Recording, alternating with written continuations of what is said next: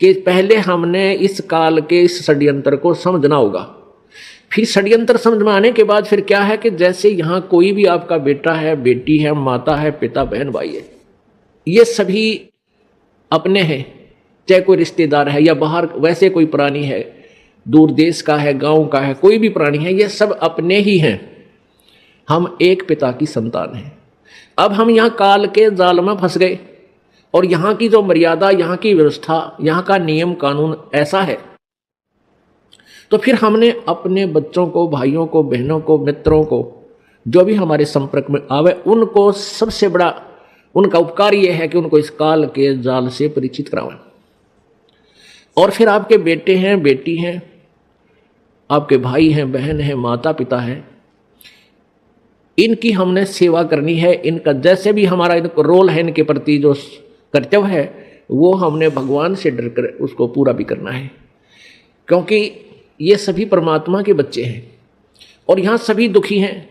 अब जैसे माता पिता जो बूढ़े हो जाते हैं, असहाय हो जाते हैं, अब उनकी सेवा करना आपका परम कर्तव्य बना है।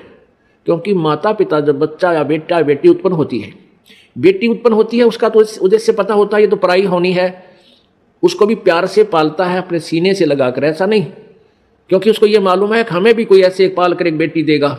और उसका मुख्य उद्देश्य बेटे के ऊपर रहता है कि बेटा बड़ा होगा, पुत्रवधू आवेगी और हम बूढ़े हो जाएंगे, हमें हमारी सेवा करेंगे, हमें बैठों को खाना देंगे, उंगली पकड़ कर इधर उधर हमें ले जाया करेंगे। तो इस उद्देश्य से वो बच्चों की परवरिश करता है, इस उमंग से रात देखता ना दिन देखता।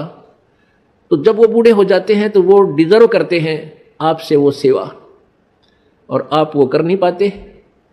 क्यों नहीं कर पाते? क्योंकि आपको ये नहीं मालूम कि हम यहाँ भयंकर जाल में फंसे हुए हैं और परमात्मा ने जो हमें यहाँ कर्तव्य दिया है उसको ना निभाकर भी हम दोषी बन रहे हैं, पाप के भागी बन रहे हैं, और काल तो हमसे पाप करवाता रहता है ताकि ये मेरे जाल में फंसे रहें। तो हमने परमात्मा के विधान से परिचित होकर इन सब नातों का जो भी आपकी भूमिका है, जो भी आपका रोल दिया है, उसको निभाना है। बच्चों का पालन पोषण भी आपने बड़ी प्यार से करना है, ऐसे ढंग से करना है कि मालिक के बच्चे हैं और माता पिता भी मालिक के बच्चे हैं। आपकी ड्यूटी है बुढ़ापे में इनकी सेवा करना, इनको प्यार दे।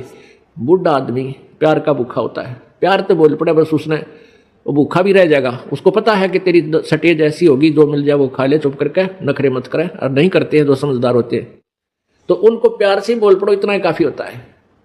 कोई वस्तु की चाह करते हैं तो तुरंत हाँ अवश्य करेंगे, माता पिताजी अभी करते हैं, चाहे 2 दिन लेट भी हो जाए पर बोला राजी, इतने में खुश हो जाया करें।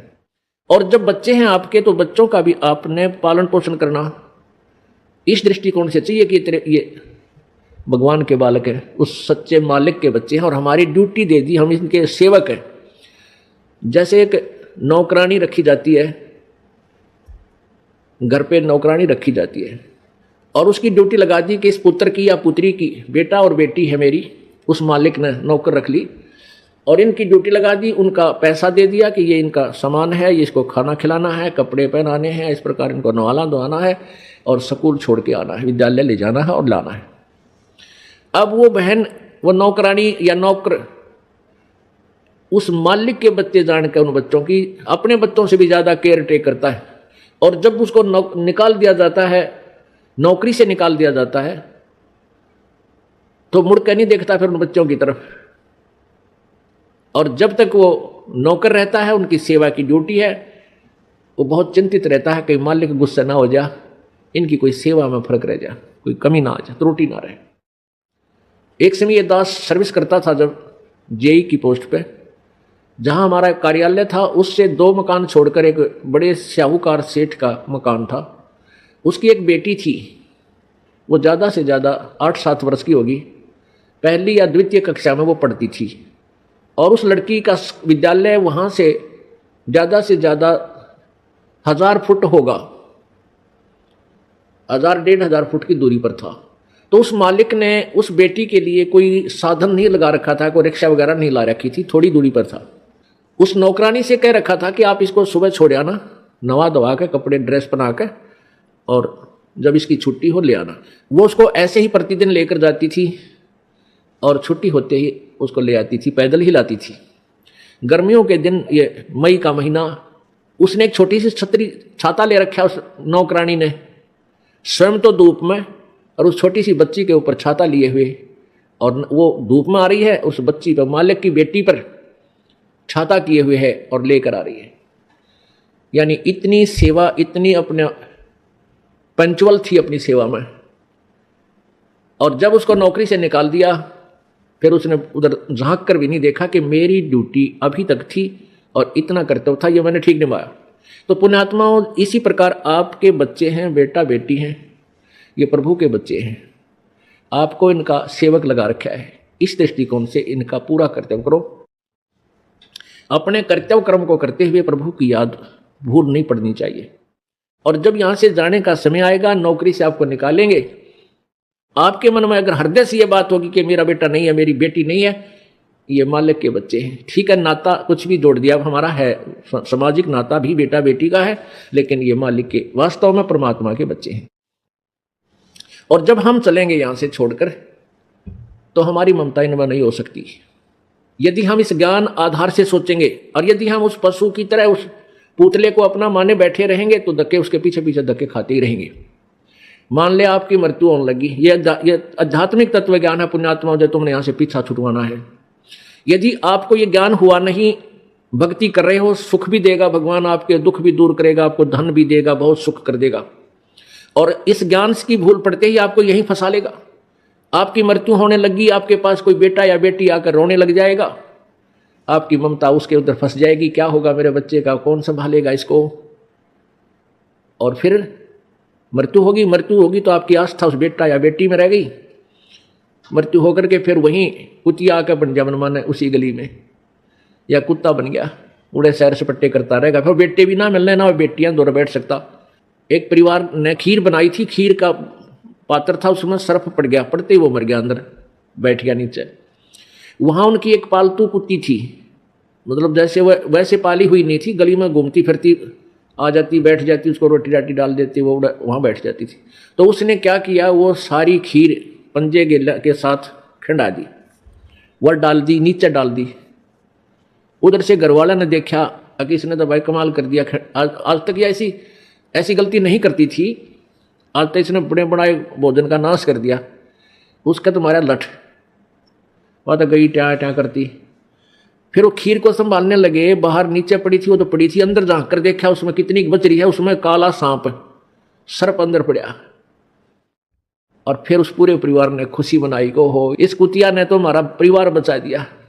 फिर उसने लिया पकड़ कर, वह आगन बाजे के उधर लठ लग गया। फिर किसी से पूछा, भाई ये कोई वैसे ही कोई मौत होती है? एक व्यक्ति आ गया जो थोड़ी बहुत भविष्य की या बैक की जाने था, उससे पूछने लगे कि ये क्या कारण है, इसने आदमी भी नहीं कर सकता, ऐसा काम कर दिया इस कुतिया ने। तो उसने बताया तेरी दादी थी, या तेरी दादी थी पहले हैं, और इसकी आस्था भैया मरने लगी, जब थारे मरेगी या कुतिया बन गई।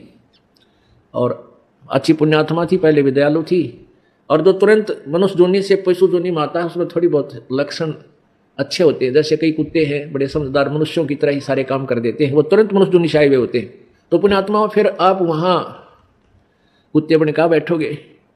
तो अध्यात्म, यदि आपने इस विद्यालय में प्रवेश पाया है, पहले इसका उद्देश्य समझ लेना।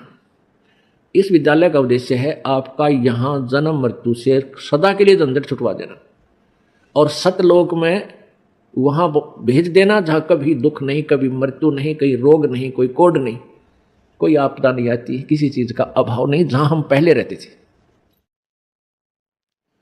अब जब तक आप मालिक के चरणों में रहोगे, तो यहाँ का सुख तो आपको मिलेगा। आपके भाग्य में ना होगा तो भी दाता आपको देगा। ये दयालु है, ये समर्थ है, इसके पास फुल पावर है। और फिर आपकी मृत्यु तो होगी, क्योंकि यहाँ तो कोई रह ही नहीं सकता। इस मिट्टी के खिलौनों में कितने दिन रह सकता है? 1000 वर्ष तक भी जीवित रह कर देख लिया ऋषियों ने अपनी अटकलों से, आखिर में फिर मृत्यु हुई। यहाँ तो मृत्यु होगी, वो दिन तो डेफिनेटली आओगा जिस दिन आपने यहाँ छोड़ना ही पड़ेगा, चाहे कितना काम रह रहा हो। आज जो स्थिति आपकी है, यदि आप इसको अभी से सेट करके चलोगे कि परमात्मा आपकी इच्छा कभी ले चलियो, यदि आपने मोक्ष उद्देश्य रखना है, उसमें फिर अग्रम अग्रम नहीं रखनी कि यूँ काम रह गया, ऐसा नहीं हुआ, भगवान इतना और हो जाता फिर काम बढ़े, नहीं। चाहे कभी कहे परमात्मा, चालन की तैयारी करनी पड़ेगी आपने। तो आपने यहाँ से तो जाना ही पड़ेगा। यदि आप श्रद्धा नहीं हटाओगे, यहाँ से आस्था नहीं हटाओगे, तो भी मृत्यु होगी, तो यहीं आ जाओगे। इस ज्ञान को आधार बना के और परमात्मा को साक्षी रख के जब भी चालन की तैयारी आवे, किसी समय आ जा, सहर्ष चल पड़े कि कभी ना कभी तो पीछा यहाँ से छुटवाना है।